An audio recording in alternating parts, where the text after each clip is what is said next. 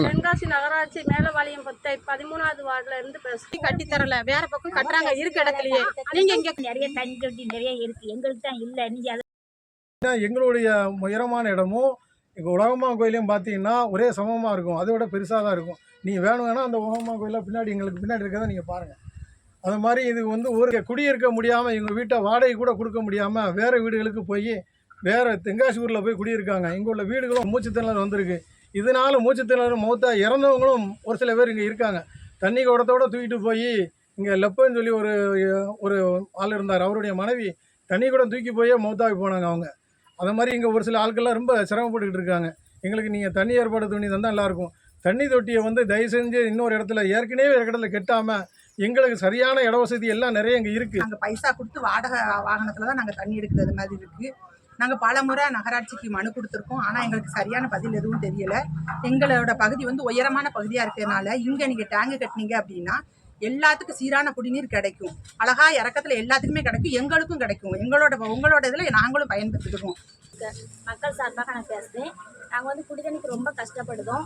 கிட்டத்தட்ட ஏற்றத்தில் ஏறமான இடம், எல்லா மக்களும் நல்ல மனசு. எங்களுக்கு இந்த உயரமான கருணை உள்ள வார்த்தை இறந்து இந்த வாலியம்பத்தில்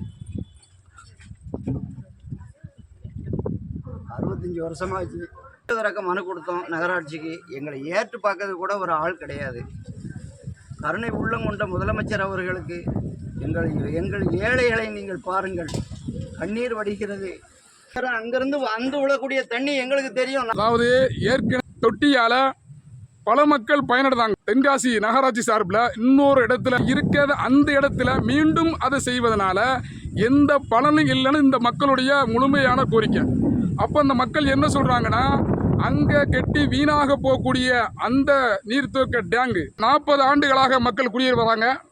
30 ஆண்டுகளுக்கு மேலாக கூட்டு குடிநீர் திட்டம், தாமிரபரணி திட்டம் பைப்பு பதிக்கப்பட்டுருச்சு. இது நாள் வரைக்கும் இந்த பகுதிக்கு தண்ணீர் வரல. அப்போ இந்த தென்காசி நகராட்சி சார்பில் வேறொரு இடத்துல நீர் கட்டுறாங்க மக்கள் தண்ணீர் கொடுப்பதற்காக. இந்த மக்களுடைய கோரிக்கை என்னென்னா, அங்கே நீங்கள் கட்டக்கூடிய அந்த நீர்த்தக்க தொட்டியை எங்கள் பகுதி மேடான பகுதி, எங்கள் வாலியம்பொத்தை என்ற பகுதி மேடான பகுதி, இந்த பகுதியில் அனைத்து பகுதியிலும் தண்ணீர் செல்லும்.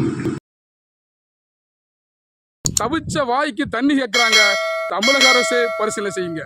தவிச்ச வாய்க்கு தண்ணி கேட்குறாங்க, தமிழக அரசு பரிசீலனை செய்யுங்க. மக்களுக்கு குரலாக உங்கள் தென்கை சாரல் யூடியூப் சேனல்.